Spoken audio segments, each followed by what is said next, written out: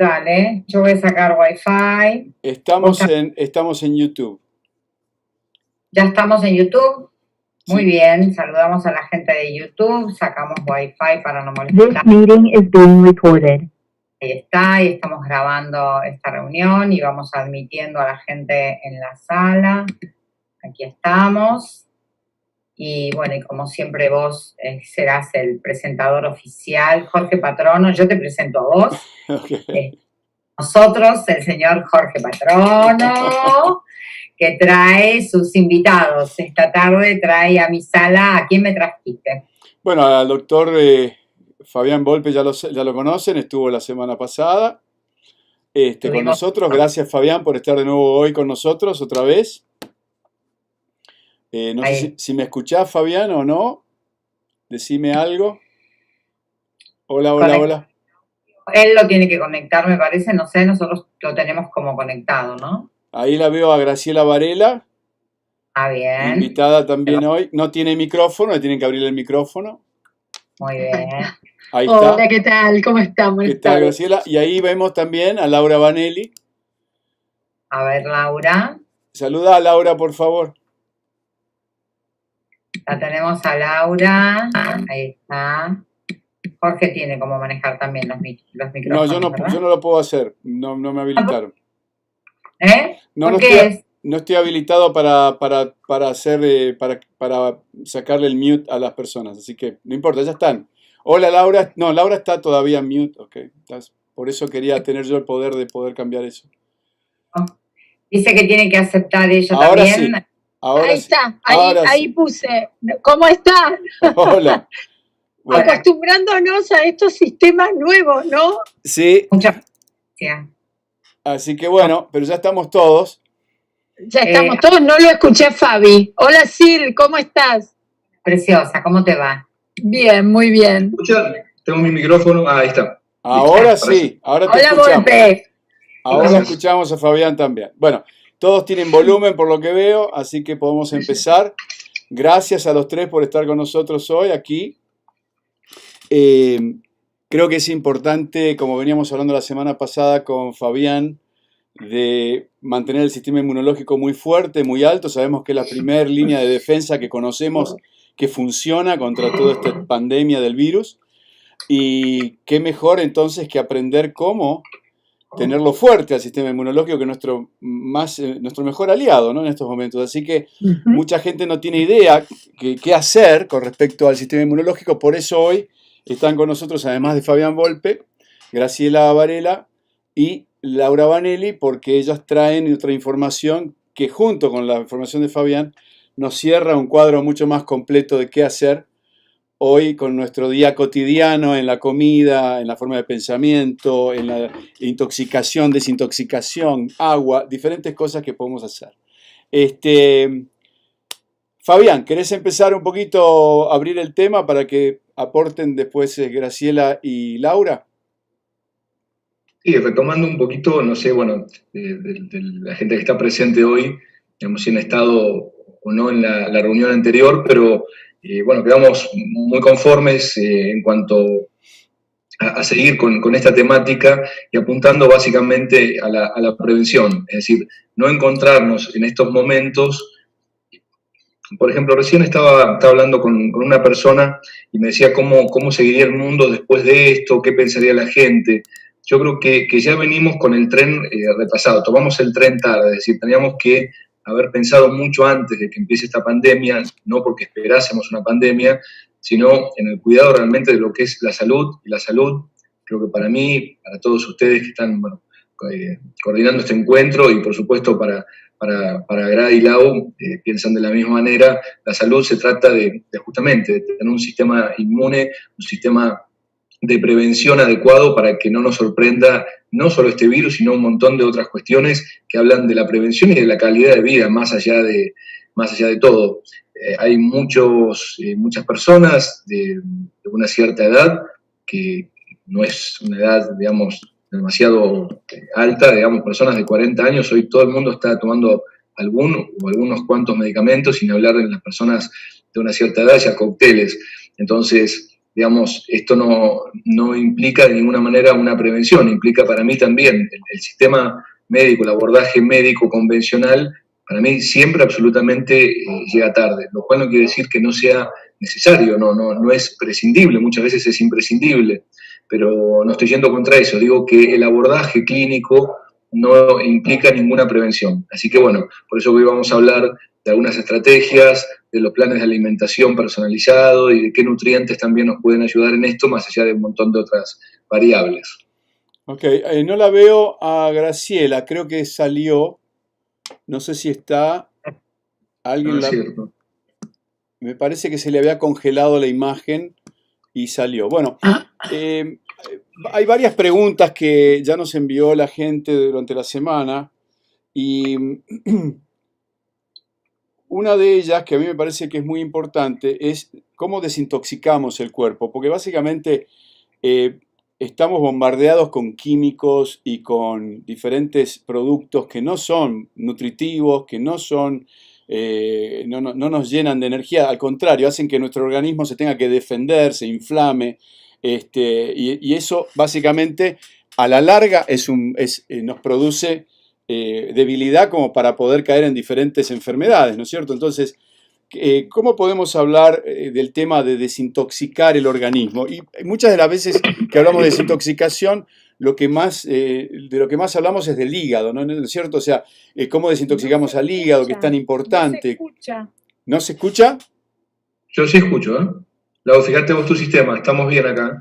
Ahora voy a ver, Graciela, qué pasó, pero Lau, debe ser tu sistema. Sí. ¿Me escuchás, Laura? Y ahora Laura no tiene micrófono. John, si me podés poner como co-host, yo puedo ayudar. Ahí está, ahí tiene volumen. Ahí está. Ahora sí. Justo está.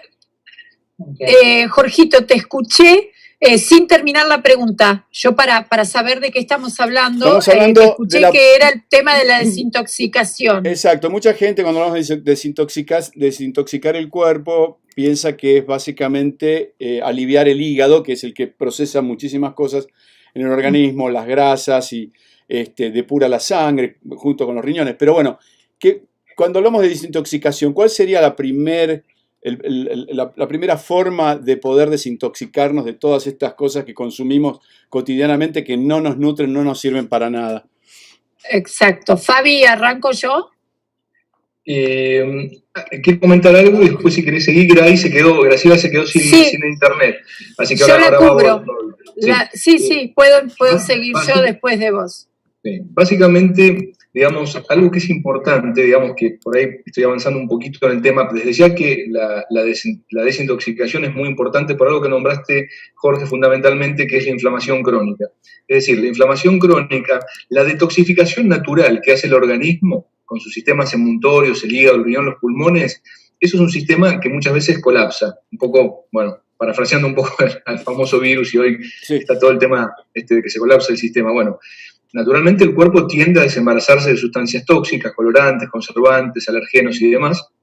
Y esto que nombraste vos, la inflamación crónica, es lo que termina siendo a futuro un cáncer. Es decir, no está escindido, no hay o sea, lo que pasa es que, por eso digo, en medicina se ve la línea horizontal y la línea vertical, el corte transversal, donde aparece la enfermedad.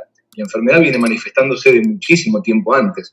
Entonces, esa inflamación crónica sostenida, donde el depósito de toxinas va congestionando estos sistemas de eliminación, un día termina siendo ya un conflicto incluso inmunológico y un conflicto ya celular o tumoral. Así que, y el hígado, por supuesto, es un poco como el gran centro de detoxificación, de conversión de toxinas, para que después se lo mande al hígado y otros lugares para eliminarlo. Algo muy importante, y ahora te paso, Lau, para que sigas, es que cuando se habla de detoxificación muchas veces se habla a la ligera, y con los metales tóxicos, los metales pesados que tienen muchas cargas eléctricas, se pegotean, por decirlo fácil, a la grasa corporal, y no digo a la grasa de la pancita, digo a la grasa que está en todo el cuerpo, en el cerebro, en los riñones y demás. Entonces, no nos podemos lanzar a hacer una detoxificación liberando esos tóxicos, llámese plomo, mercurio, etcétera, y dejarlos que fluyan por el sistema corporal. Es decir, tenemos que tener una estrategia inteligente, ¿sí? Eso es como un plan de acción. ¿Sacarlos para qué? Porque más vale si no dejarlos quietitos ahí, es decir, mejor que esté la amalgama en las muelas y no removerlo y mandarlo a todo el cuerpo. Entonces, es mejor hacer una estrategia con una quelación inteligente, con un sistema antioxidativo que esté potente, un sistema inmune lo mismo, y ahí sí, recién la última vía es la eliminación a través generalmente hígado, la conversión en el hígado que hace sustancias, se llaman hidrosolubles, que se pueden eliminar básicamente por los riñones y también por la materia fecal. Eso es como el principio general. Y el hígado es un gran eje de eliminación. Okay. Perfecto, perfecto. Bueno, buenas tardes a todos. Y pasando a esta pregunta, la parte de la que yo me ocupo, que es enseñarle a la gente desde la parte más sencilla cómo empezar a desintoxicar. Es un pequeño ABC, porque estas cosas nadie nos las enseña. Entonces, nosotros a veces recibimos pacientes, tanto con el doctor Fabián Volpe o con Graciela Varela, donde nos dicen, no, pero si yo me alimento bien. Entonces, ahí es cuando empezamos a preguntar, ¿consumís azúcares, consumís harinas blancas, consumís cualquier tipo de enlatados, consumís gaseosas? Bueno, para empezar a desintoxicar, Jorge, lo que nosotros proponemos es desde el momento que nos levantamos, empezar a ver en qué condición está nuestra lengua. Nosotros tenemos un sistema que es muy sencillo, es barato, todos tenemos una cuchara en casa, entonces lo que hacemos, apenas nos levantamos, nos observamos la lengua. Si esa lengua está pastosa, está de color blanco, significa que hay toxicidad. Esta toxicidad puede ser del día anterior por haber hecho un consumo excesivo de harinas, por ejemplo, de harinas blancas, o puede ser toxicidad que aparece en nuestra lengua, que es vieja, que hay que empezar a limpiarla. Bueno, esto es lo más sencillo. Me levanto, saco la lengua frente al espejo, miro, si la lengua está blanca, pongo la cuchara, la parte cóncava, arrastro muy suavemente, y esto es importante, la lengua y enzimas, que sirve, ahí es donde comienza, cuando tenemos el bolo alimenticio, donde comienza nuestra digestión. Exacto. Entonces, no podemos arrastrar para arrancar todo lo que hay. Claro, porque no todo es malo, obviamente. Exacto. Entonces, muy suavemente pasamos una vez, enjuagamos, pasamos una segunda vez y enjuagamos. Seguramente lo que va a quedar en la cuchara va a ser algo blancuzco, pastoso. Si nos animamos lo podemos oler, seguramente va a tener mal olor. Entonces, ¿qué hacemos? Nosotros lo que aspiramos es a la toma de conciencia del individuo de que todo tiene que hacerse de a poco. Casualmente hoy tuve un asesoramiento antes de esta charla donde duran 1 hora y media y no duran más porque no podemos entender la cantidad de pasos que hay que hacer para poder llegar a desintoxicar. Lo que explicaba recién Fabi es toda la parte médica. ¿Qué quiere decir? Que esto no se puede hacer solos. En esto tenemos que estar acompañados con un profesional que entienda de todo lo que queremos saber y hacer con respecto a lo natural. Porque hoy por hoy, Jorge, vos lo sabés muy bien, hay un montón de información en Instagram, en Facebook, no toda es la correcta. Claro. Entonces, desde mi lugar, lo que yo puedo aconsejar es empezar, como te dije recién, algo sencillo. Nos limpiamos la lengua, pasamos a tomar un buen vaso de agua después que nos enjuagamos nuestra boca, pero buena calidad de agua, y eso sí te lo voy a dejar a vos para cuando quieras hablar de calidad de agua. Okay. Después de eso, lo que aconsejamos es, si estamos en el principio, un licuado o un jugo, cosas que estén al alcance de la mano, Y es muy importante explicar la diferencia entre jugo y licuado. Ujú. El licuado va a tener la fibra. La fibra es el escobillón de nuestro intestino. Ah, Entonces, al principio, cuando uno tiene su organismo con mucha toxicidad y haber comido mal durante mucho tiempo, aconsejamos el licuado. El licuado está predigerido y el licuado no va a elevar la glucosa en sangre abruptamente, claro. porque se va a ir digiriendo de a poco. Lo diferente es el jugo, que lo vamos a poder consumir durante el día si queremos. Más adelante también vamos a poder desayunar con un jugo y también más adelante vamos a poder hacer ayunos intermitentes. Lo importante es entender que no hay una dieta o un cambio igual para todo el mundo. Somos seres únicos y por eso tenemos que ver cuál es la necesidad que tiene cada persona. Nosotros cuando damos los cursos en general, enseñamos esto que es básico, que es el ABC, pero siempre aconsejamos que lo que es personalizado tiene que estar guiado por un médico, por una nutricionista, por una reeducadora, que ya tuvo que haber tenido la charla previa con la nutricionista o con el médico.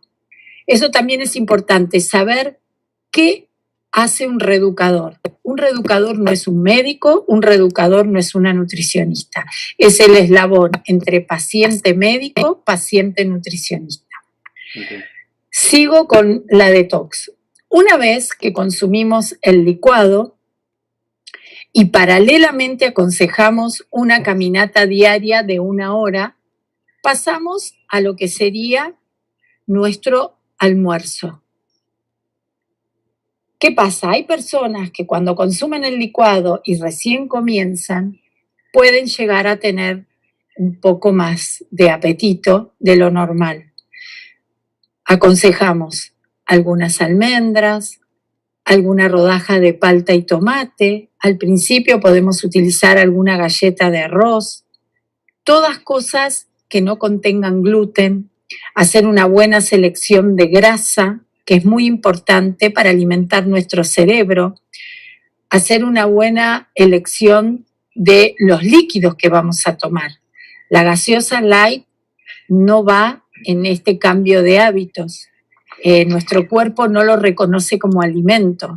Sí, una buena limonada, que como recién Fabi hablaba de las inflamaciones, podemos hacer una rica limonada con jengibre, con un poco de cúrcuma, con un poco de menta, y vamos a satisfacer nuestra necesidad de líquido, y además es algo rico y además es algo que nos ayuda a desinflamar. Decime si puedo seguir. Bueno, quería interrumpir un segundito porque está Graciela entró de vuelta y le acabo de abrir el micrófono. Graciela, ¿estás ahí? Sí, acá estoy, por Ok. suerte. Okay. Está en otra página porque está lleno de gente, hay 4 páginas completas de gente. Graciela, ¿escuchaste lo que estaba hablando Laura? Sí, estuve escuchando. Ok, ¿qué podés agregar desde tu lugar con respecto a la desintoxicación del cuerpo? Bien. Los seres humanos somos una totalidad, cuerpo, mente, emociones, si se quiere, alma y espíritu, ¿sí? Hoy en día vivimos una situación inédita para la humanidad. En 5 millones de años de evolución, nunca hemos tenido la carga tóxica que tenemos, como la que existe hoy en día. Carga tóxica ambiental a la que se suman alimentos inadecuados que aportan más toxicidad que nutrientes muchas veces, ¿sí? Y la carga tóxica emocional, el estrés. Uh-huh. Entonces, en esa totalidad que somos, ¿qué va a suceder? Hoy nos vemos ante muchísimas enfermedades. O sea, el desafío para la medicina hoy en día son las enfermedades crónicas, sobre todo. Uh-huh. Las enfermedades crónicas no transmisibles, el cáncer y el autismo, por ejemplo, que es una situación, una condición que algunos la califican de epidemia, ya que está en creciente aumento, ¿sí? Entonces, ¿qué está pasando? La carga tóxica es muy grande en todo sentido, y esa sumatoria de factores hacen que con una predisposición que tiene cada individuo se generen diferentes situaciones, diferentes patologías, diferentes condiciones que van en detrimento de la calidad de vida. Entonces, por eso se habla últimamente tanto de desintoxicar, de detoxificar, y todo lo que implique eliminar, reducir la carga tóxica, va a ayudar, va a ser un aporte para nuestra salud. A veces nos entusiasmamos y queremos entrar, o sea, hay que hacer, como digo yo, como dice Fabián, como decimos con Laura, primero tenemos que pasar por el jardín de infantes, la primaria, para hacer después la universidad, claro. Entonces, aparte cuando creo que nos enteramos de toda esta situación, sí, claro, ya queremos sacar todas las toxinas, por ejemplo, ¿no? Aparte creo que es importante que veamos que básicamente desintoxicar es el primer paso para después volver a nutrir, ¿no es cierto? Porque exacto, hay que limpiar. Claro, hay que si limpiar. queremos nutrir con un montón de basura alrededor, es muy complicado, y normalmente no nos sale bien eso, ¿no es cierto? Nos lleva demasiado tiempo. ¿Cuánto es el tiempo más o menos que ustedes creen que lleva desintoxicar a una persona, digamos, en la sociedad que vivimos hoy en día? Una persona de 50, 60 años viene consumiendo montones de cosas que realmente no son las más apropiadas, sobre todo hoy en día con el tema de lo genéticamente modificado, que nuestro cuerpo ya está totalmente, ¿cómo se llama?, estudiado, de que no entiende básicamente esa información y lo considera un alérgeno, algo inflamatorio, algo que no puede nutrir nada en el cuerpo. ¿Cuánto tiempo llevaría a una persona y cuántos cambios esenciales serían los mejores para que la persona pueda empezar desde ahí una nueva forma de nutrición, una nueva forma de dieta, para ahora sí tener un sistema inmunológico fuerte? Bien, está muy buena la pregunta.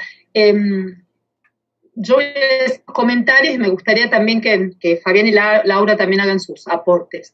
Esto creo que se tiene que entender como un proceso, ¿sí? Un proceso paulatino, progresivo, por eso es buena tu pregunta de cuánto tiempo lleva, porque a veces estamos acostumbrados a lo inmediato, el llame ya, y en este caso es fundamental la toma de conciencia, conocer, comprender qué está pasando en nuestro organismo, y a partir de ahí ir encontrando los caminos, los procedimientos para poder volver a un estado de equilibrio. Entonces, parte de este proceso es la desintoxicación del cuerpo y es muy necesaria. A la par, dentro de un proceso de tratamiento médico integrativo y abordaje nutricional, vamos a ir incorporando alimentos cada vez más saludables, con nutrientes esenciales y que puedan ser tolerados, porque como bien vos dices, si estamos muy intoxicados, si en el intestino hay disbiosis, si no tenemos ya la capacidad para digerir vegetales crudos, por ejemplo, porque no tenemos ni las bacterias, ni las enzimas, hay mucha toxicidad. Entonces, por más que consumamos buenos alimentos saludables, no lo vamos a poder tolerar de entrada, por lo menos en gran cantidad. Entonces, a la par que se va nutriendo saludablemente de la manera en que el paciente puede tolerar, hay otros que lo toleran muy bien de entrada, ¿sí? Por eso siempre es individual el tratamiento. A la par de eso vamos haciendo un proceso de desintoxicación que que tenemos que determinar también ante cada paciente, ante cada caso, qué es lo que corresponde desintoxicar, limpiar. De seguro que todos los órganos emultorios en un adulto de 50, 60, 70 años, los órganos emultorios, que son los que nos ayudan a liberar toxinas, riñón, hígado, intestino, piel, el mismo aparato respiratorio, seguramente va a necesitar cada uno de ellos diferentes atenciones puntuales, recursos terapéuticos desde la fitoterapia, desde la suplementación, que permitan ayudarlos a acelerar el proceso de liberar toxinas, que es lo que viene, una de las tantas funciones que tienen, ¿sí? Solo que con los años esas funciones van disminuyendo, pero no solamente por una cuestión cronológica, sino por las múltiples disfunciones que se van acumulando debido a tantos años de carga tóxica y ningún service a estos órganos, ¿sí? Claro. A la par se va haciendo suplementación específica y hay que tener en cuenta que para poder tolerar una depuración, una desintoxicación profunda, tenemos que primero también llegar a un cierto estado de equilibrio, y para eso hay que dar los primeros pasos, y todo apoyado con métodos complementarios de diagnóstico y análisis de sangre de laboratorios muy completos, en donde podamos dosar vitaminas, minerales, oligoelementos, enzimas y demás. Bueno, ¿Cómo ven el tema de hacer el fasting? O sea, ¿cómo se dice en español? Se me van las palabras. El ayuno. ¿Cómo ven el tema del ayuno? Hay gente que por ahí está demasiado débil para ayunar y por ahí necesita ir descargando todas estas toxinas de a poco y ir también consumiendo cosas que les dé fuerza. Hay otras personas que por ahí hacen un ayuno y se limpian más rápido. ¿Cómo ven el tema del ayuno? Y aparte hay varias opciones: ayuno intermitente, ayuno de una semana, o sea, yo hice un ayuno de 28 días. Ayuno seco, ayuno húmedo. Sí. ¿Cómo ven el tema del ayuno? Yo querría un segundito completar el concepto que estaba hablando Bray, y después si quieren hablan ustedes de ayuno. Esto hay que imaginarse como si fuese, por ejemplo, imagínense, una fortaleza que es nuestro cuerpo y los invasores que serían las toxinas. Las toxinas pueden ser visibles o invisibles, pueden ser radiaciones no ionizantes, hoy con el tema del 5G y demás, eso es una toxina no visible, que es acumulativa a largo plazo y muy dañina. Entonces, no podemos pensar tampoco en la detoxificación solamente como depuración, que sería el primer escalón de intoxicación, para la redundancia, lo va a ser también el último. Es decir, si los agresores, las toxinas, las radiaciones, etcétera, primero, como decía, el cuerpo se libera estas toxinas espontáneamente. Cuando se colapsa el sistema, empieza a haber una inflamación crónica. Después, en lo que es la matriz extracelular, que es lo que rodea a las células, empieza a toxificarse, ¿no? O sea, digamos, empieza a colapsarse hasta que llega a la membrana de la célula y después ingresa a la célula la toxina. Entonces hay toda una cadena en donde ya cuando estamos a nivel celular o adentro de la célula, ya empezamos con la alteración del ADN y los procesos de mutaciones y tumorales. Entonces, en esos casos, con la detoxificación de los órganos emuntorios no hacemos nada. Es decir, como que ya los agresores entraron a la fortaleza, nos invadieron, usurparon nuestra casa y nosotros queremos sacarlos desde la puerta para afuera. Es como una cosa, digamos... imposibilidad. Una paradoja. Sí. Claro, una imposibilidad. Excelente graficación, Volpe. Claro, por eso. Entonces, eso es un poquito lo del ayuno, digamos, en base es mi aporte en esto, después paso la palabra a ellas, y digamos, en ese sentido, depende el estado de la persona. Es decir, un paciente oncológico no lo podemos poner en un ayuno de 3 días. En cambio, una persona, digamos, jovial, vital y demás, que está en esa primera etapa de intoxicación, que está en las puertas, en los albores, digamos, de lo que es la posibilidad del cuerpo de depurarse naturalmente, o una leve o moderada inflamación crónica, ahí podría ser, digamos, desde ya que iniciando siempre por este ayuno intermitente, que es el ayuno de 15 horas aproximadamente, que puede ser todos los días o día por medio.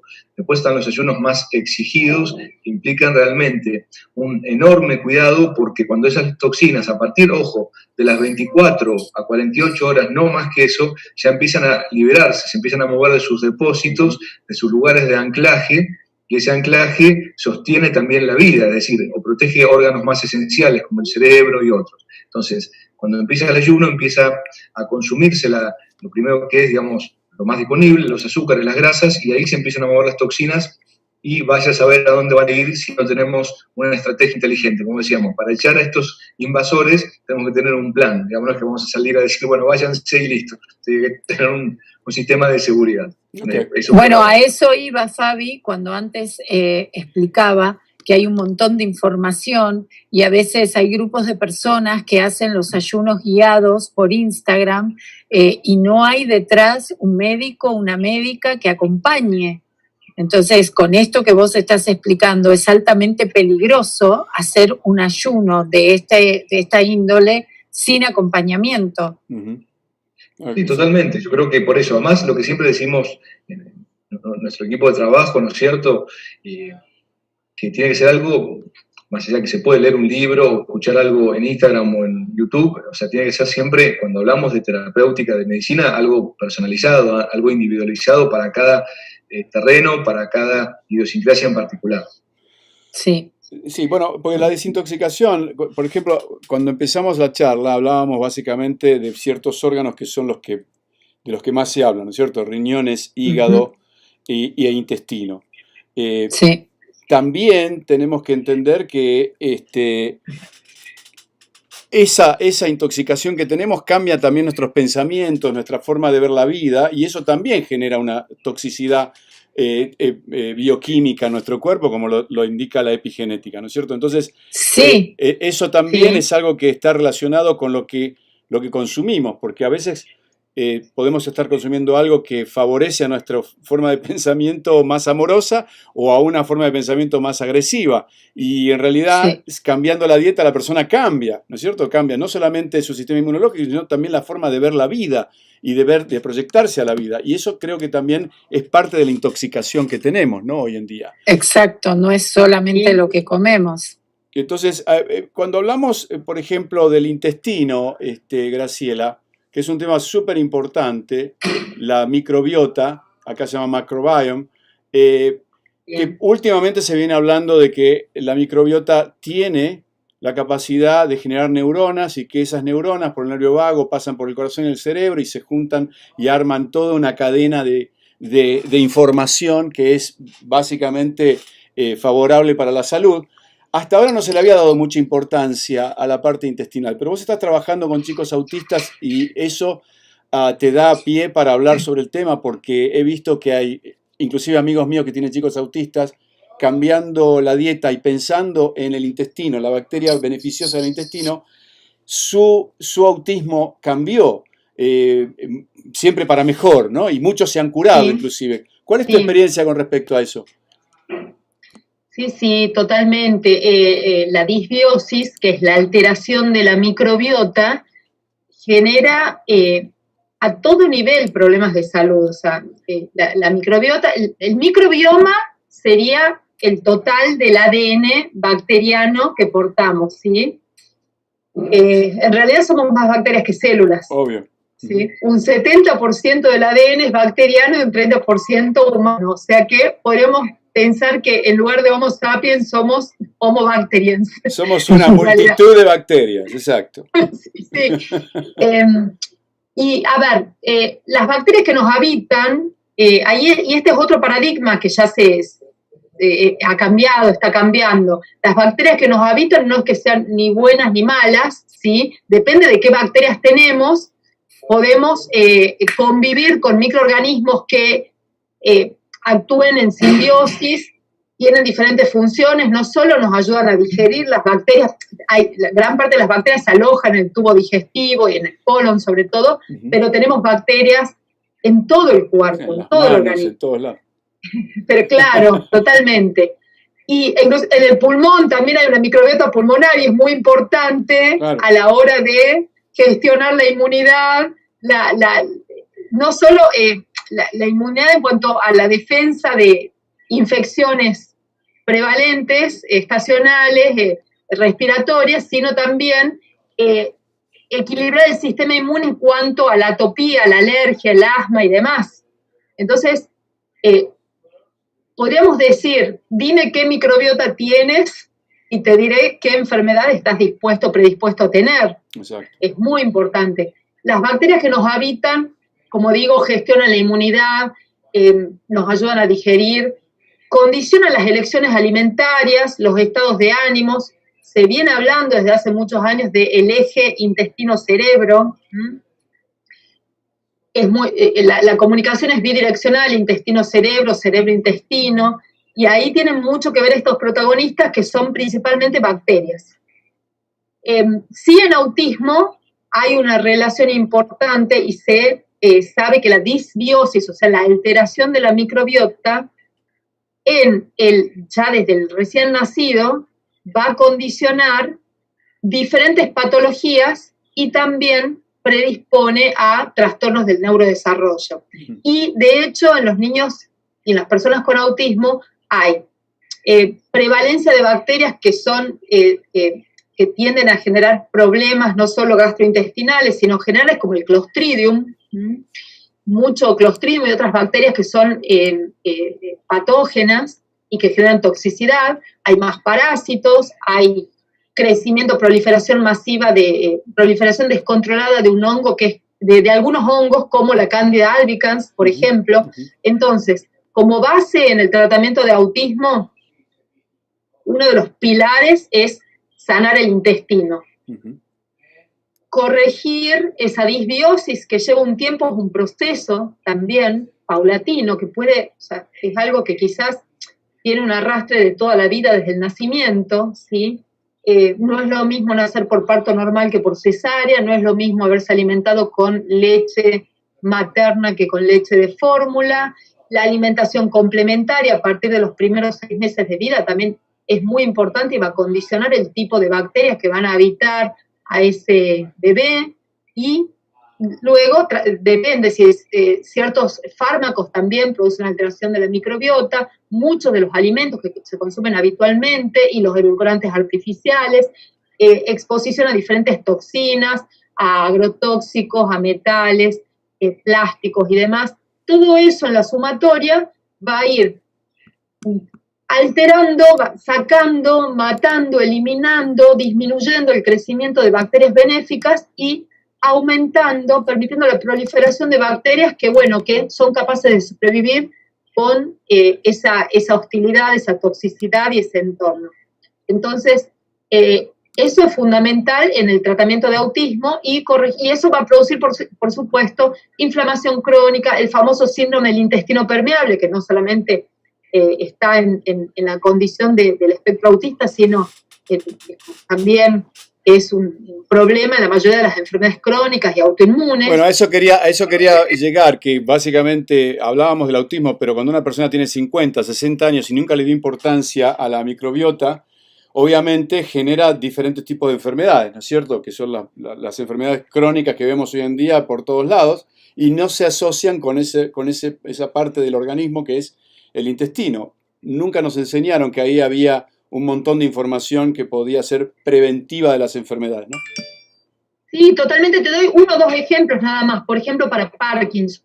Se cree que el Parkinson, entre otras cosas, es la resultante de una disbiosis, una proliferación excesiva de Clostridium, la bacteria que acabo de mencionar, también prevalente en autismo. Ese Clostridium genera metabolitos que alteran la conversión de dopamina a epinefrina y entonces eso actúa como si fuera un radical libre porque son moléculas como muy reactivas y va lesionando neuronas de las zonas justamente donde se ven más afectadas las personas con Parkinson. Entonces se cree que esta disbiosis en 10, 20, 30, 40 años puede ser el generador o el potenciador de alteraciones neurológicas, por ejemplo. Exacto, ¿no? Bueno, y eso lo estamos viendo cada vez más, o sea que tiene que haber una relación entre todos los químicos, todas las cosas que están creadas genéticamente y todo lo que se agregó en el último siglo en la dieta humana,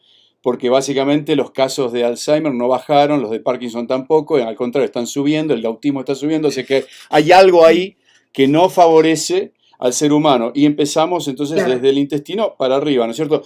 Silvia, querías hacer una pregunta, no sabía que tenías el micrófono cerrado. Sí, quiero hacerte una pregunta, Graciela, con respecto a los edulcorantes artificiales que recién mencionaste. Y quiero saber si estoy en lo correcto al usar stevia. Me comentaron que es mucho mejor stevia líquida que stevia en polvo, pero por supuesto quería que vos me dijeras algo en referente a este tema y quiero después, Jorgito, decirle algo a Laura de un tema anterior, me permiten. Dale. Bien.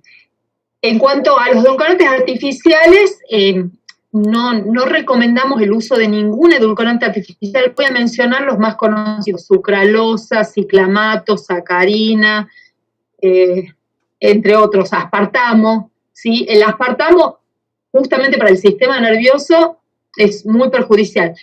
además alteran la microbiota y además alteran el metabolismo. O sea, producen un efecto rebote, podríamos decir.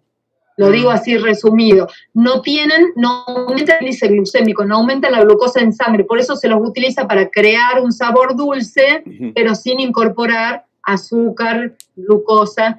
Sin embargo, lo que terminan generando es una alteración en la liberación de insulina, y eso a la vez va a generar hipoglucemias reactivas y una cascada de liberación de diferentes sustancias, incluyendo cortisol, adrenalina y otras hiperglucemiantes, o sea que tienden a subir la glucosa en sangre, y es un círculo vicioso por el cual terminamos, si consumimos estas sustancias, buscando nuevamente consumir dulces, carbohidratos, harinas para elevar la glucemia. Entonces, es un círculo vicioso. Lo que recomendamos, ¿no?, con Laura, con Fabián, es, primero, al hacer un abordaje nutricional desde la medicina integrativa, vamos aprendiendo a sustituir estos dulces por otros más saludables. Por ejemplo, la stevia, recomendamos stevia en hojas, hacerse agüita de stevia con la stevia en hojas o triturada en seco, pulverizada, se puede utilizar también para endulzar.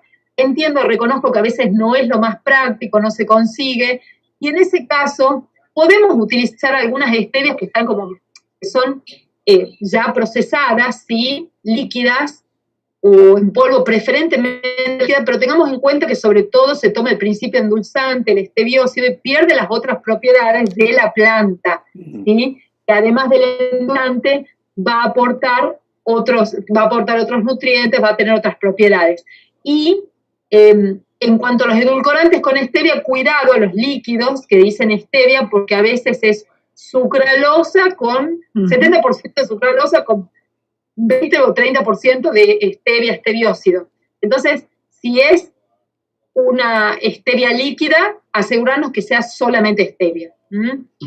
Acá, por ejemplo, en Argentina circula también una stevia que proviene de Bolivia en un frasquito amarillo, que no es stevia. Ah, sí, bueno.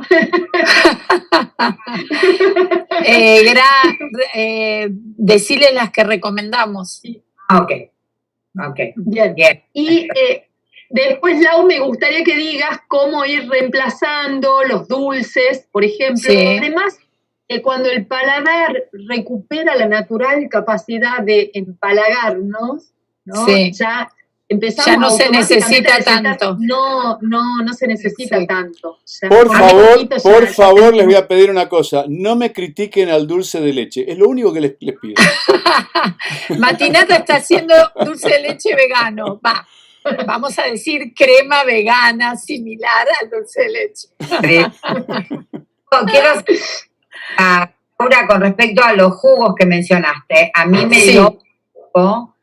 Yo soy buena alumna, muy buena alumna. Todo lo que ustedes voy a poner en práctica inmediatamente. Ok. Luego voy a probar cómo le va a mi cuerpo con eso que me dijeron y bueno, veremos. Perfecto. Pero, lo que digo es que ni bien estaba notando que mañana ya empiezo y arranco con el juguito a la caminata, que la hago en mi jardín, gracias a Dios. Pero dijiste que abre el apetito, mi linda corazón. Entonces, ¿Que la abre el apetito? Sí. Entendí que dijiste que el jugo... El jugo, sí, porque la glucosa eleva la glucosa en sangre más rápido. Entonces, tu cuerpo... El licuado no, porque tiene fibra. El licuado se va a digerir más lentamente. No quiere decir que no... Sí. ¿Puedo colarlo con Wal? Es que no lo cueles, porque si vos lo colás, le sacás la fibra, y eso es lo importante. Que hago de manzana, ¿lo hago sin cáscara o con cáscara? Si la manzana es orgánica, hacelo con cáscara. Si la manzana no es orgánica, la pelás. Lo mismo con el resto de las frutas y los vegetales.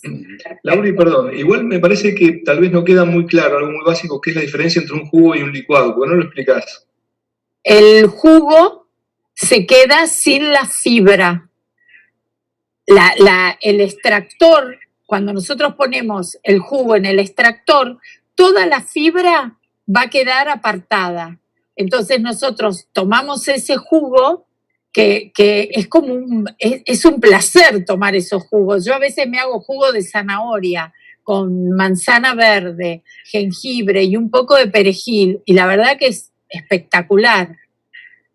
Pero si yo voy a consumir eso, si recién empecé a hacer la desintoxicación y voy a consumir eso como primer alimento de la mañana que no estoy acostumbrado, seguramente al ratito voy a sentir hambre, voy a querer consumir otra cosa detrás del jugo, que no es lo que pasa cuando consumimos el licuado. Pero quiero aclarar, no quiere decir que no haya que tomar jugo, porque también podemos desayunar un jugo y podemos después consumir un poquito de palta, como decía antes, en una tostada de pan sin gluten, con tomate y un poquito de albahaca y aceite de oliva, y ahí estamos consumiendo buena calidad de grasa y no vamos a pasar a tomar un jugo y no consumir nada hasta la hora del mediodía. Piensen que estamos en el escalón 1 y que estamos abandonando alimentos tóxicos, como decía Jorge, que venimos acumulando de hace muchos años y que no conocíamos otra cosa. Entonces, cortar de golpe el alimento puede ser que uno se sienta mal. Uh-huh. Claro. Claro. También hay que aclarar que cuando haces un jugo, no poner cosas muy dulces, por ejemplo, uvas, cosas así, porque eso va a levantar muchísimo la insulina en el cuerpo. Entonces, si son jugos, conviene que sean verdes, que tengan menos azúcar. Sí, ¿no es menos cierto? azúcar, de hecho, Exacto. tampoco... El apio, por ejemplo. Claro, apio, hinojo, hojas de espinaca, si es posible, orgánico, Claro. y ver que no haya problemas con los oxalatos, ponerle... poner perejil, que tiene mucha vitamina C, que tiene mucha clorofila. También le podemos poner un cuarto de palta, donde ahí adquirimos grasa y nos va a hacer no solo bien al cerebro, sino que nos va a ayudar a no tener apetito rápido. No sé si querés agregar algo. No, perfecto. Quería aclarar lo de los oxalatos, ya que los has mencionado, ¿sí? Lo pensé en realidad. Ya que los has mencionado, lo digo. Los oxalatos son sustancias contenidas en diferentes alimentos de reino vegetal, muchos saludables, como la espinaca, la remolacha, la selga, cuando hay intestino permeable, cuando hay disbiosis, alteración de la microbiota, y entonces no tenemos la barrera de las bacterias que utilizan también para sí los oxalatos. Entonces entran masivamente a la sangre y se distribuyen por los tejidos, y los oxalatos pueden ser potenciadores de la inflamación. Es como se unen, se depositan en los lugares donde hay inflamación. Si hay inflamación articular, puede aumentar los dolores, la inflamación en casos de artritis, por ejemplo, y si hay gota también. Y en autismo justamente se depositan en el sistema nervioso e intercambian mineral por metal. Entonces, si hay metales tóxicos circulando, también ahí van a hacer un complejo con los oxalatos. Por eso, siempre en autismo y en otras patologías también recomendamos una dieta baja en oxalatos, no entusiasmarse con jugos verdes llenos de espinaca, remolacha, encima todo junto, combinado, sino buscar. Yo tengo un listado de alimentos más bajos en oxalatos, se los puedo pasar, y cuáles son los que tienen alto contenido de oxalatos para, al comienzo, si hay enfermedades inflamatorias, tener ese cuidado, y sobre todo en autismo también. Entonces, un jugo verde todos los días así, de muchísima espinaca, remolacha, puede ser un cóctel de oxalatos. Claro. Claro, y hay maneras también de reducir la absorción de oxalatos. O sea, no digo no lo consuman, son muy buenos los jugos verdes, pero ven que todo tiene que ser también supervisado para que la dieta y todos los planes de detoxificación sean más bien individuales y adaptados a cada persona. Y entonces, bueno, para los jugos verdes, buenísimo todos los ingredientes que has dicho, apio, por ejemplo, pepino, puede ser manzana verde, perejil, y quizás un poquito menos de espinaca, un poco más de lechuga, y Sí, a lo mejor 2, 3 hojitas de rúcula, Gra. Claro. Eso también, jengibre, un poco de jugo de limón. Perfecto. Bueno, eso quería aclarar. Yo a la noche tomo jugo de perejil, pepino, limón y jengibre. ¿Es correcto? Gra. A la noche, perejil, pepino, limón y jengibre. Pepino. Está bien, es bueno. Sí, en términos generales, sí, es muy bueno. Okay. ¿Cómo te sienta? ¿Cómo te cae? Bien, me refresca y siento eso, sobre todo que a fin del día siento esa como frescura. Como por ahí no sé si Fabián tiene algo para aportar, porque bueno, el jengibre por ahí es como muy energizante, muy sano, ¿no? Y aparte, Gra, quería preguntar si Silvia lo consume cuando está cenando o lo utiliza después de 1 hora y media de haber consumido lo sólido.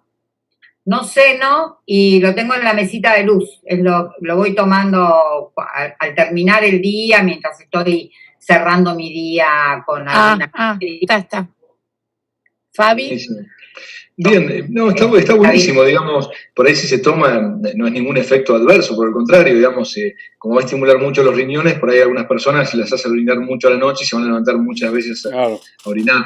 No, pero esto es parte del proceso normal y está buenísimo. El jengibre no particularmente, digamos, no altera el sistema nervioso, sino que, digamos, depende un poco el terreno de cada uno, le puede generar un poco más de calor, un efecto medio molesto en algunas situaciones, como es antiagregante y demás, puede dar un poco de calor, rubor, sofocos en algunas personas. Pero en realidad está muy bien, se le puede agregar algún maracuyá, por ejemplo, también, que es relajante. ¿Una cucharadita de cúrcuma, Fabi, ahí? Sí, de cúrcuma por ahí es un poco para la noche, tal vez parecería un poquito más noble la cúrcuma que el jengibre. Sí, está bien. Sí, estoy de acuerdo. Sí. Tomo jengibre durante el día con la limonada. Digo que por ahí a la noche entonces en lugar del jengibre vos decís, Laura, a ver qué un poquito de, sí, cúrcuma mejor. Y sí, yo preferiría, no sé qué opinan los médicos. No, el tema es el sabor también, esto depende del gusto. A ver, el jengibre es picante y dulzón, depende si es fresco el jengibre, y si es deshidratado, seco, ya es básicamente picante y levemente dulzón. La cúrcuma es levemente picante y amarga, es decir, también tiene que ver con el paladar de cada uno. Además, la cúrcuma tiñe mucho más, es decir, por ahí te tiñe un poco la boca, entonces si es una gran cantidad, ¿no es cierto? Pero, un cuartito de cuchara de café, Fabi. Un poquitito. Sí, seguro. No, están perfectas las dos cosas, las dos. Sí. Son primas hermanas. La otra vez hablábamos justamente de eso, que son primas hermanas, las raíces, así que como rizomas funcionan los dos muy bien. Lo que pasa es que una es muy calorificante, que es el jengibre, y la otra es refrescante, que es la cúrcuma. Esto hablábamos la otra vez con una participante que por ahí la vi, no sé, ahora se ha perdido. Ángeles, creo, ¿no? ¿Quién preguntaba? ¿Puede ser Ángeles? Creo que... Sí, ahí alguien preguntó si se puede consumir miel. Era vocero, Ángeles, sí. Del tema de la cúrcuma, así que... Bien, la diferencia por la ayurveda, ¿verdad? Creo que era... Le voy a abrir el micrófono a Ángeles para que pueda hacer ella la pregunta. Espérenme un segundito. Ahí está, Ángeles, te habilité. No, todavía no. No te escuchamos, ¿eh? Ahora sí. Ahora. Hola, buenas tardes para todos. Muchas gracias. Una pregunta personal, después tengo preguntas de mis compañeras, pero ya que estamos con el tema de cúrcuma, yo consumo la cúrcuma en un vasito con un poquito de pimienta y una cucharadita de miel, porque me dijo mi médica ayurvédica que así la cúrcuma no se queda no sé, lo que entendí es que no se queda en el hígado, sino que se desparrama mejor. Miel orgánica, yo soy ayurvédica hace muchos años. ¿Cómo es la preparación? ¿Es con un poquito de miel, agua y...? No. Es una cucharadita de cúrcuma, no muy llena, una pizca de pimienta y una cucharadita igual a la de cúrcuma, pero de miel orgánica. Eso se mezcla y hace una pasta dulzona por la miel. Entonces eso yo lo tomo día por medio, hace muchos años. Y eso lo dan mucho en Ayurveda. Y hay que ver también dependiendo tu dosha. Pita. ¿Pita? Pita puro. Por eso no puedo comer jengibre, por ejemplo. Claro. Sí, yo creo que tiene más que ver con la afinidad, con el tropismo de la planta según el terreno de cada persona y los órganos, no tanto por el metabolismo hepático de la cúrcuma o del jengibre u otros, sino que, bueno, está formulado para beneficiarse, como yo te decía la otra vez, Ángeles, yo no trabajo, Laura sí, de la Ayurveda, yo trabajo en la medicina china, pero igualmente son muy similares, digamos, para ver la llegada a los sistemas, es decir, como recién mencionaba, la cúrcuma tiene un sabor que es amargo y levemente picante, entonces esto va a llegar a algunos sistemas distintos, como el intestino, pulmón, corazón, y al agregarle un poco de miel es como un vehículo para que llegue al sistema de digestión central y se asimile más fácilmente también. Entonces, tiene que ver más con la afinidad de los sabores y de los órganos que netamente con el metabolismo orgánico. Y el tema, Fabi, es que ella tiene, en medicina china, lo que sería es bajar el fuego. Claro, al ser pita, ella tiene que bajar el fuego. Por eso le dan cúrcuma y le hace bien la cúrcuma. Y por lo tanto... Claro, por eso le hace bien la cúrcuma y la miel también. Perfecto, sí. Sí, está bien. Quería tocar un tema que para mucha gente es bastante confuso y es el pH, ¿ok? ¿Okay? Porque a Fabi no le gusta el tema, pero yo creo que a ustedes dos sí les gusta. Cuando hablamos de pH con Javi, hay trompadas, hay piñas con Javi, pero cuando hablo con ustedes es diferente. Entonces, hablemos un poquito del pH. ¿Qué es el pH y por qué es importante para el cuerpo? Doctora Varela, le doy la palabra al doctor Volpe. Me encanta este tema. Es un tema que he investigado mucho y he llegado a ver cuáles son por eso, porque también, así como hay muchas falacias en la medicina convencional, hay muchos mitos en la medicina naturista, ¿no? Este es uno de ellos. Es decir, es correcto, digamos, el resultado. Es decir, usar una dieta de pH o de alcalina es muy buena por lo que decíamos, por los nutrientes, oligoelementos, antioxidantes, vitaminas y demás. Y lo que aporta básicamente una dieta alcalina, por supuesto, no es una dieta de pancho y Coca-Cola, claramente. Entonces, con las verduras, las frutas, claro. Entonces, el efecto beneficioso es por ese tipo de lo que ingerimos. Ahora, el cuerpo tiene un rango de pH, digamos, fijo, digamos, un poco más ácido, o sea, 0, como decía otra vez, la escala de 0 es el más ácido y 10 el más alcalino. 14 es el más alcalino. Sí, no está bien, pero digo, está bien, lo pongo como una escala, por supuesto, va para más y para menos también, pero digo, el cuerpo está cercano a los 7,32 más o menos en la sangre arterial y un poco más ácida en la sangre venosa. Entonces, entre la respiración, básicamente, y los riñones, se va regulando todo el tiempo. Esto está todo el tiempo regulándose y hay órganos que manejan aspectos más ácidos como el estómago y otros más alcalinos. De hecho, el mismo sistema lo va regulando. Yo, digamos, puedo un poco derrumbar el mito de lo ácido alcalino, lo beneficioso de lo alcalino. Si nosotros, hay un efecto que es químico que se llama efecto Bohr. El efecto Bohr es el efecto en donde está la sangre, el glóbulo rojo, y adentro está la hemoglobina que transporta oxígeno. Si nuestro cuerpo estuviese alcalino, nunca se liberaría oxígeno desde la hemoglobina, porque justamente la hemoglobina es liberada por este efecto Bohr a los tejidos porque están ácidos. Es decir, yo estoy, como algo muy básico, yo inhalo, entra el oxígeno, es llevado por la sangre arterial hacia cada lugarcito, cada órgano, para pasarle el oxígeno. ¿Por qué?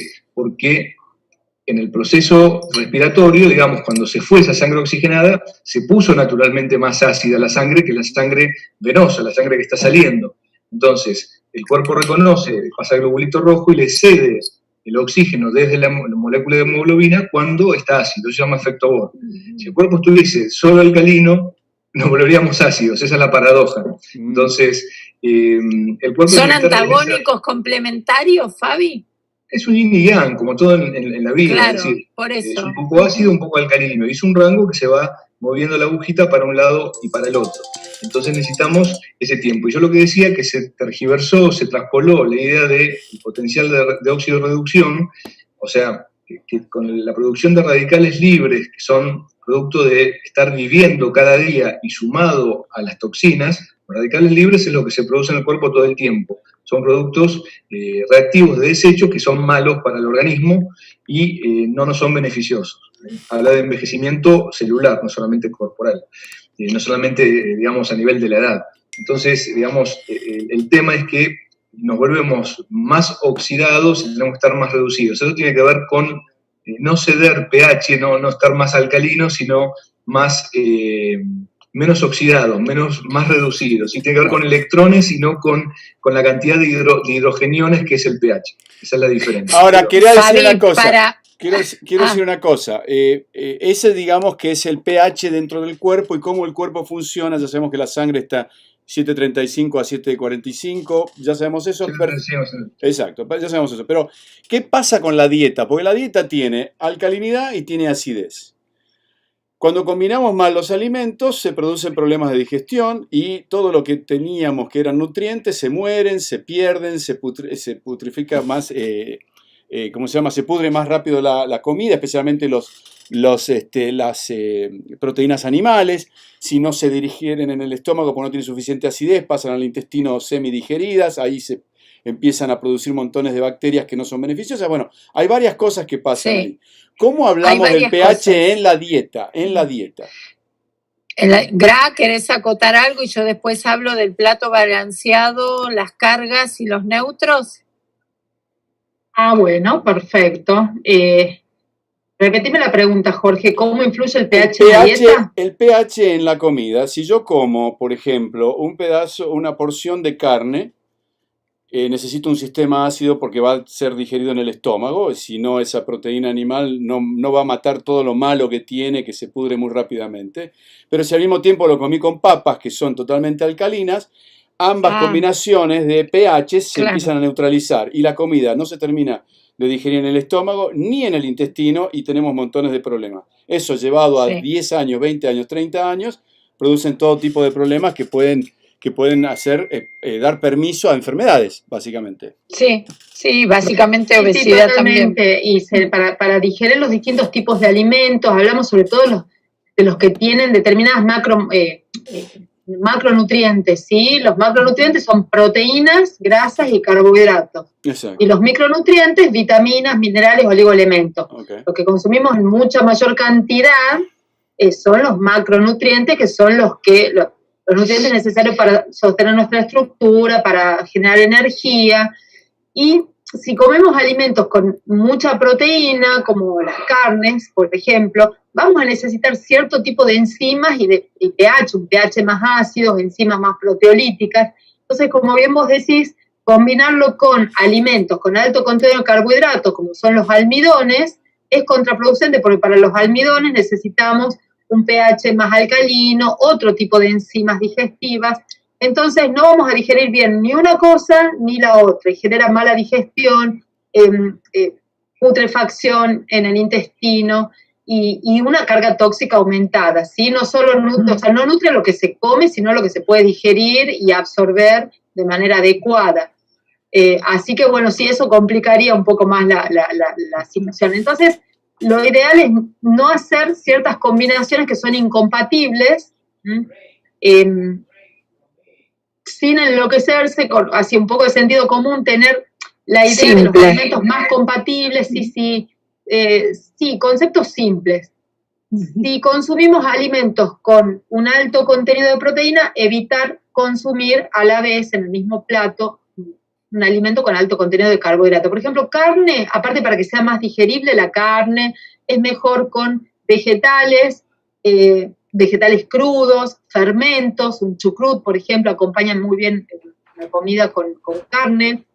Si consumimos cereales, arroz integral, mijo, sarraceno o los pseudocereales, como el sarraceno, la quinoa, el amaranto, evitar ahí consumir algo con mucha proteína. Para los vegetarianos que está todavía ese mito de, para que la proteína sea completa, Claro. combinar cereales y legumbres, porque las legumbres tienen predominio de ciertos aminoácidos que los cereales carecen y viceversa. Pero esa combinación es incompatible, genera mucha distensión, mala digestión, no tiene sentido. Lo importante sí es proporcionar los aminoácidos en cantidad, en variedad adecuada, puede ser en diferentes platos. Si un día se come legumbre, bueno, un plato de legumbre, los cereales en otro momento u otro día. Y bueno, siempre acompañar de vegetales crudos que ya aportan sus propias enzimas, ¿sí? Que nos permiten digerir mejor y hacen más liviano el alimento. Algunos vegetales cocidos, preferentemente al vapor. Incorporar brotes, que son altamente nutritivos también, un poco de germinados, fermentados, algas. Pero bueno, yo hablo en términos generales, por supuesto. De más está decir que siempre tenemos que tener en cuenta la individualidad, qué es lo que el paciente necesita. No hay una dieta única e ideal para todo el mundo. No. La dieta tiene que ser individualizada. Además, si vamos un poquito más, damos un pasito más, lejos podemos hacer un estudio de intolerancias alimentarias. Hay alimentos que aunque sean saludables, para uno no lo son porque se han desarrollado intolerancias particulares y por un tiempo hay que hacer una dieta en donde se excluya esos alimentos. Entonces hablo de nuevo en términos generales, vuelvo a las combinaciones. En cuanto a las combinaciones, sí, yo creo que tenemos que tener en cuenta eso principalmente, y Laura creo que va a hablar de no sé, voy a la parte práctica, Gra, que es lo que es más simple para que la gente pueda ya mañana empezar. Es una cosa más, digo, de las combinaciones, las frutas también, no todas las frutas son compatibles entre sí, y la ensalada de frutas es un mito. Muy digesta, claro. Entonces, hay que saber combinar también las frutas, ¿sí? Los grupos ácidos, los grupos dulces y los grupos intermedios y cómo combinar. Ahora sí te doy la palabra. Gracias, Gra. Nosotros aconsejamos, si nos gusta la fruta, consumirla antes o consumirla después de 1 hora y media, 2 horas de haber almorzado o cenado. Nunca la consumimos como postre, eso con referencia a la fruta.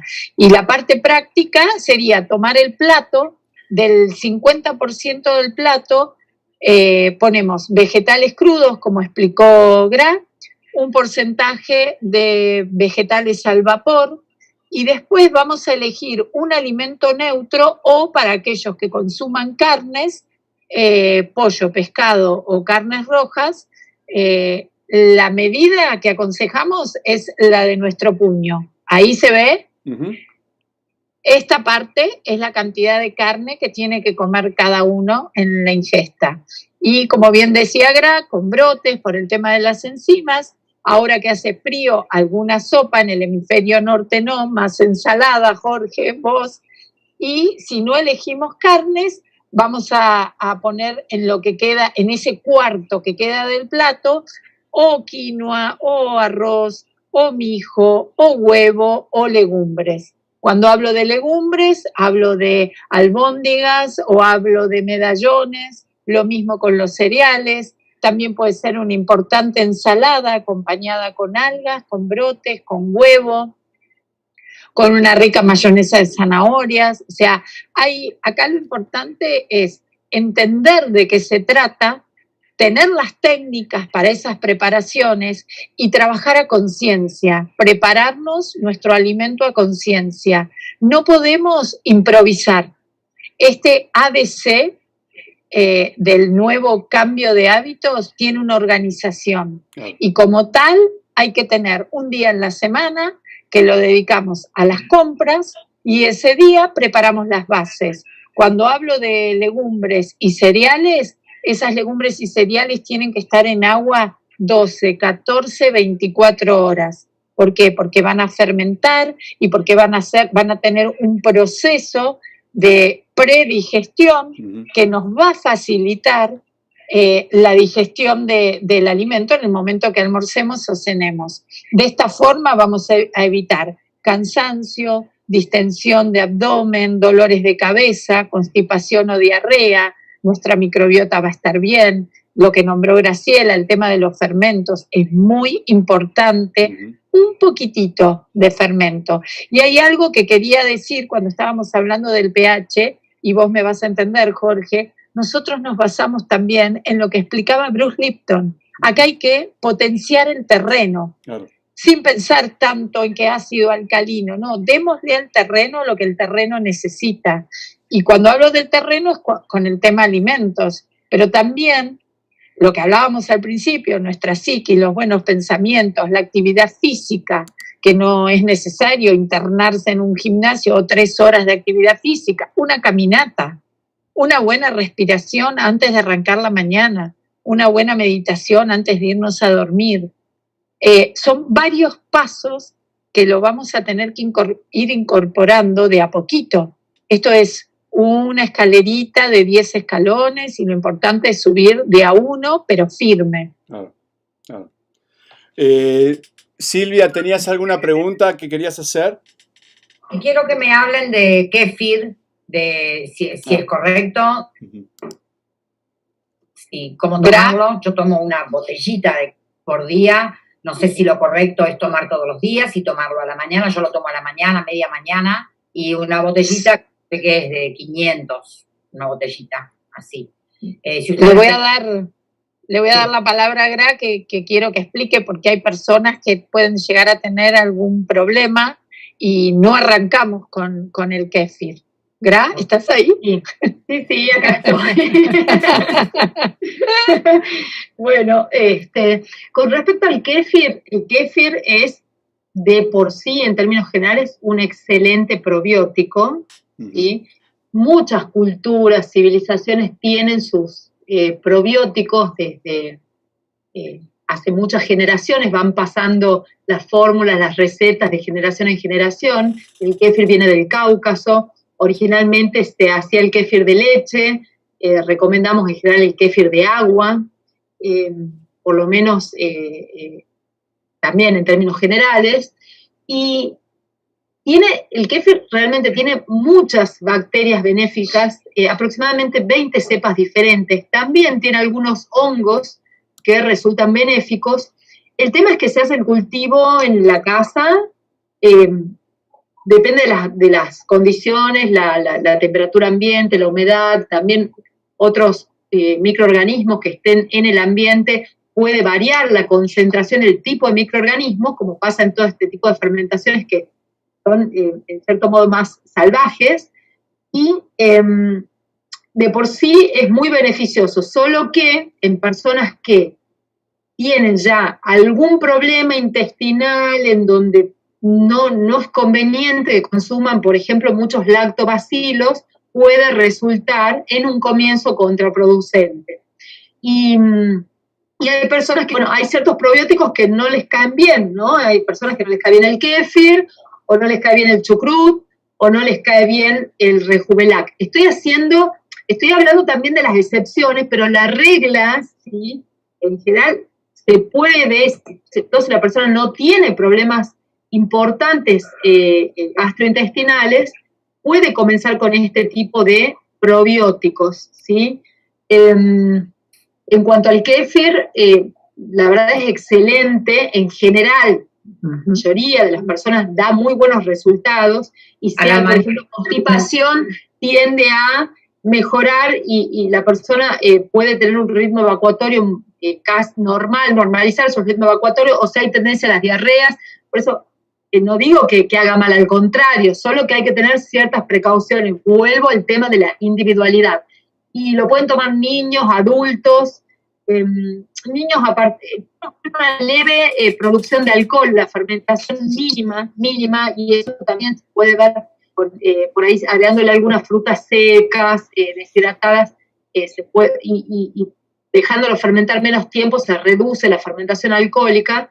Pero en general niños de 4, 5, 6 años ya pueden tomar un poquito de kéfir, y adultos también, empezando por un medio vasito por día, luego un vaso, después 2 vasos por día, y hay gente que, o sea, cuando ya tenemos, son bacterias, ¿sí? Vamos incorporando, vamos haciendo el recambio, cuando ya tenemos una buena microbiota, por supuesto, el ingreso de estas bacterias va a aportar beneficios, ¿sí? Y si tenemos una mala microbiota, hay que ir haciéndolo de a poco, así es como que se va haciendo la invasión del ejército. El ejército de los buenos va a ir desplazando al ejército de los malos, pero hay que ir haciéndolo de a poco y en todo caso ir sintiendo qué pasa.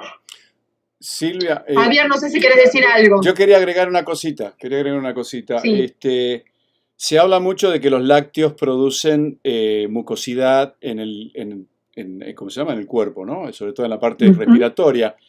El kéfir es una fermentación láctea.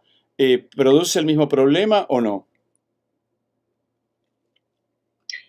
Bueno, yo lo que suelo indicar es el kéfir de agua. Claro. Sí, y si se consumen lácteos, no suelo indicar lácteos, o sea, suelo contraindicar los lácteos, con algunas excepciones, por supuesto, tampoco los demonizo, pero ciertos lácteos fermentados en personas que tienen su intestino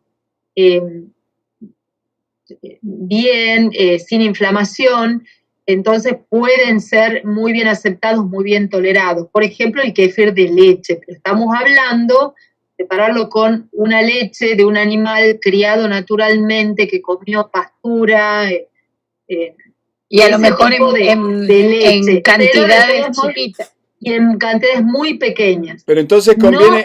Particularmente, yo no indico lácteos. Si el paciente desea consumirlos, entonces ese tipo de lácteos fermentados sería una opción. Porque acá en Estados Unidos el kéfir normalmente es de lácteo, ¿ok? Hay algunos que son líquidos. ¿No lo hacen? Lo hacen, pero menos. ¿Los nódulos de agua? No, lo hacen muchísimo menos. Lo que tomás, Silvia, es ese kéfir que tomás ahí, ¿es de leche o de agua? Agua. Ah, ok. Claro, entonces, ustedes acá hay de agua. Ok. ¿Podés explicar un poquito entonces, Laura, cómo se hace ese kéfir con agua?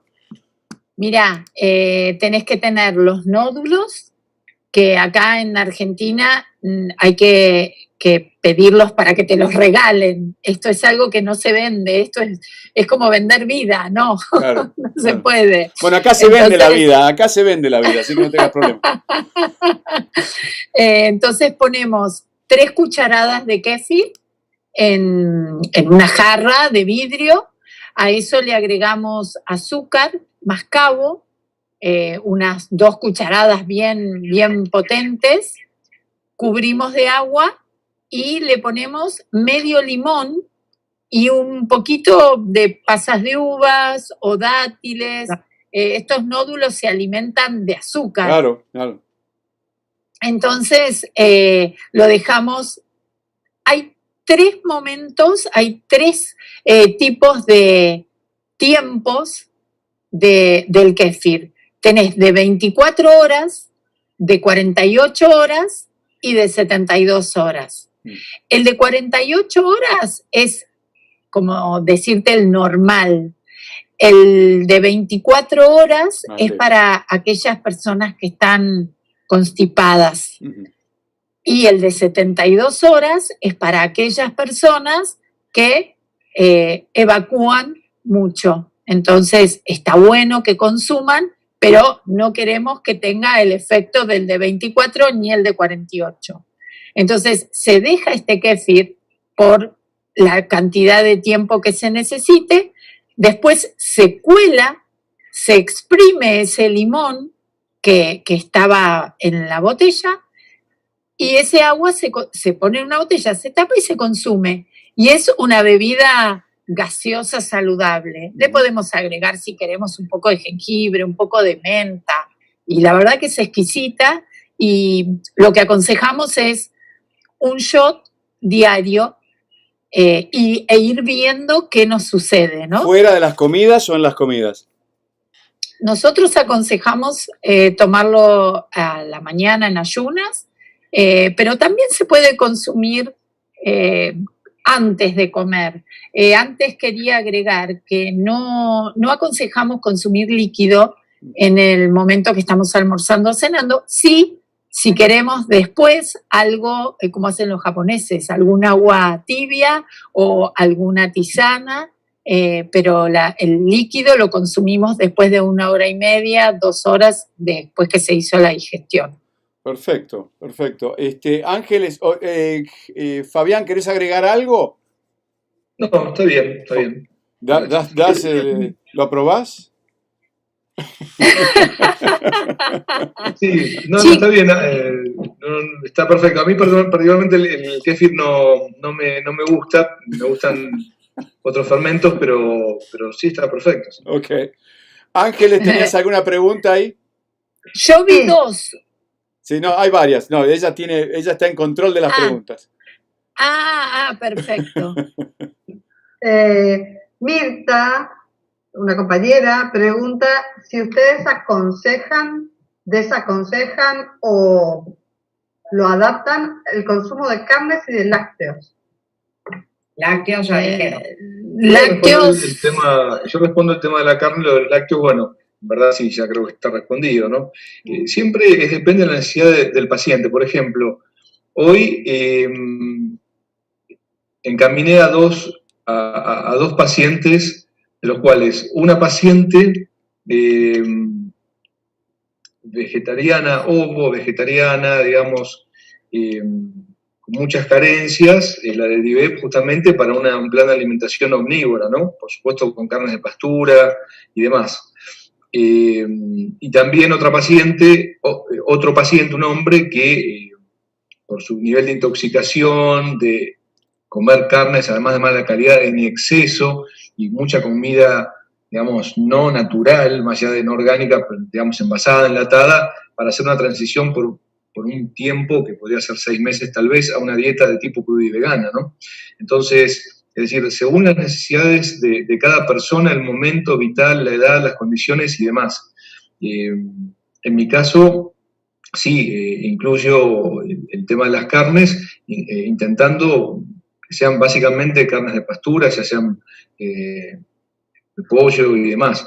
Pesca salvaje, lamentablemente, bueno, evitar por lo menos lo que sea de criadero, ¿no? Es decir, los salmones y las truchas cuando no son de pesca salvaje, son de criadero, y la verdad que ustedes saben que los salmones tienen ese color tan rosado hermoso en los restaurantes, por lo menos locales, porque le dan un derivado de una planta que por suerte es una planta, un colorante, y le dan omega 3 porque el pobre animal ya no tiene ácido graso, ¿no?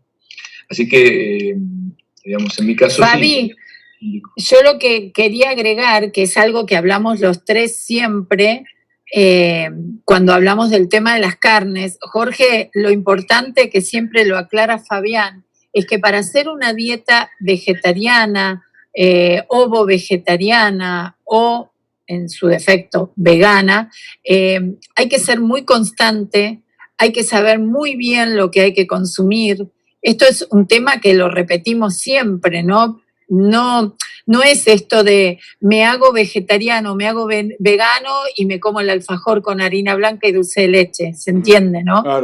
Claro, sí, totalmente. Acá hay un par de preguntas, si las pueden responder rápido porque ya nos estamos yendo. Es una consulta, dice acá Gaby, ¿es lo mismo distensión abdominal que la inflamación por el intestino hiperpermeable? ¿Cómo diferenciarlo? Fabián.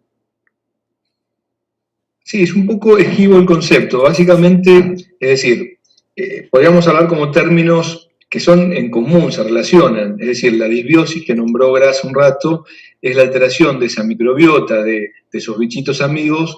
¿Por qué? Porque proliferan un grupo de ellos versus otros, predominan.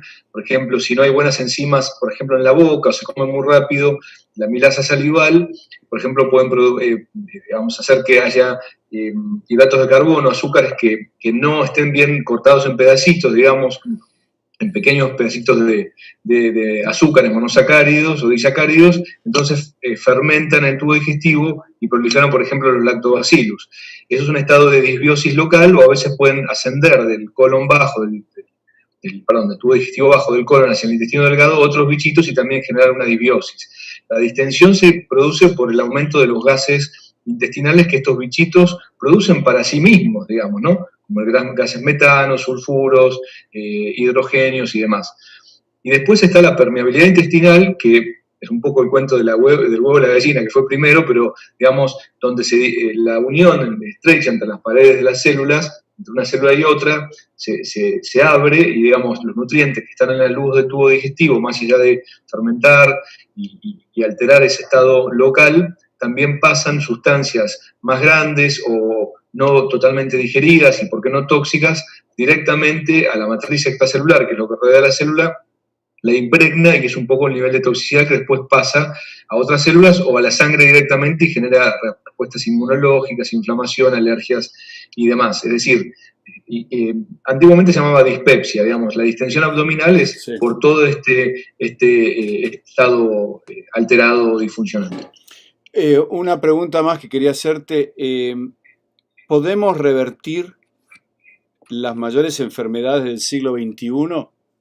Por ejemplo, presión alta, diabetes. ¿Se pueden revertir Hoy no. o una vez que entró la persona en ese estado no puede salir más? Bueno, volviendo a dos conceptos grandes. Uno, ¿en qué nivel estamos? Si estamos en la etapa que el cuerpo se puede detoxificar naturalmente o estamos en la última etapa donde ya está comprometida la propia célula y demás. Y otra cosa que tanto vos, Jorge, como Gran nombraron, es el tema de la epigenética y la genética. Es decir, todos tenemos una genética que nos predispone. Ahora, por supuesto, una persona que tiene una dislipemia familiar, o sea, con una tendencia al colesterol muy alto, si es una calidad de vida buena, con actividad física, come en forma orgánica, natural, incluyendo frutas, fibras, vegetales y demás, y otras sustancias positivas, no tiene por qué despertar, por ejemplo, esa dislipemia, o sea, el aumento del colesterol o la hipertensión arterial. Entonces es un interjuego entre muchos factores, por supuesto, cuerpo, mente, espíritu también. Es decir, sí podemos volver atrás totalmente, depende qué tan lejos hayamos ido en esto, qué tan lejos nos jueguen contra la epigenética y la genética. Perfecto. ¿Alguna pregunta más, Silvia, que tengas?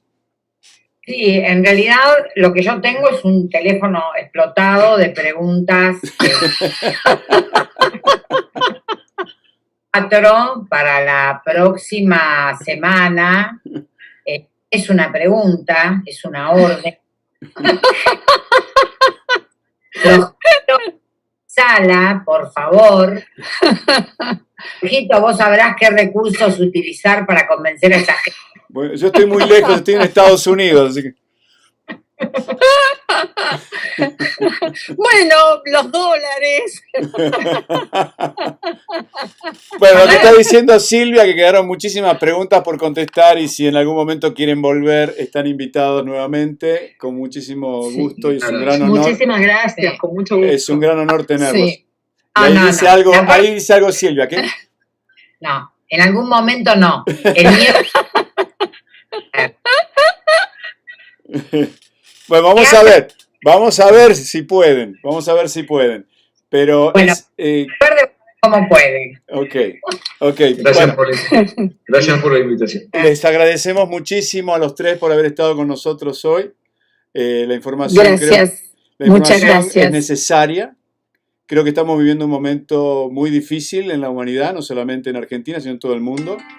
Y me parece que el conocimiento es la forma de poder salir de este profundo hoyo de depresión que nos tiene a todos agarrados. Por eso hacemos lo que hacemos. Así que, bueno, gracias. No perdamos el hilo conductor. Sí, gracias por estar. Gracias Silvia, gracias a todos. Silvia, Jorge, gracias a todos los participantes. Muchas gracias. Gracias chicos. Gracias, Sil. Muchas gracias. Una vez más, Jorgito, gracias. No, por favor. Y hablamos luego. Gracias. Gracias a todos. También, Jorgito, así que vamos a ver cómo combinamos. Ok. Gracias. Besos a todos. Chao. Hasta luego.